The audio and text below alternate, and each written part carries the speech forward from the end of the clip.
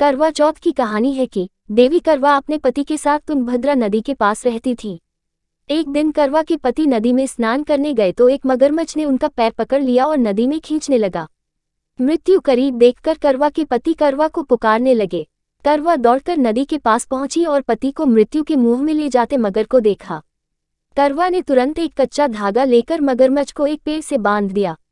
करवा के सतीत्व के कारण मगरमच्छा कच्चे धागे में ऐसा बंधा कि टस से मस नहीं हो पा रहा था। करवा के पति और मगरमच्छ दोनों के प्राण संकट में फंसे थे।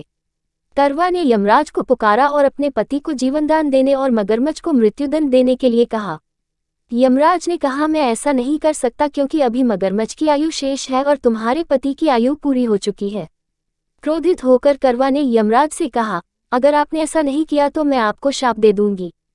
सती के शाप से भयभीत होकर यमराज ने तुरंत मगरमच्छ को यमलोक भेज दिया और करवा के पति को जीवनदान दिया।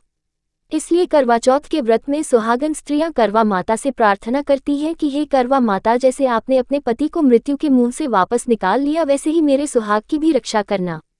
करवा माता की तरह सावित्री ने भी कच्चे धागे से अपने पति को वट वृक्ष के नीचे लपेट कर रखा था। कच्चे धागे में लिपटा प्रेम और विश्वास ऐसा था कि यमराज सावित्री के पति के प्राण अपने साथ लेकर नहीं जा सके। सावित्री के पति के प्राण को यमराज को लौटाना पड़ा और सावित्री को वरदान देना पड़ा कि उनका सुहाग हमेशा बना रहेगा और लंबे समय तक दोनों साथ रहेंगे।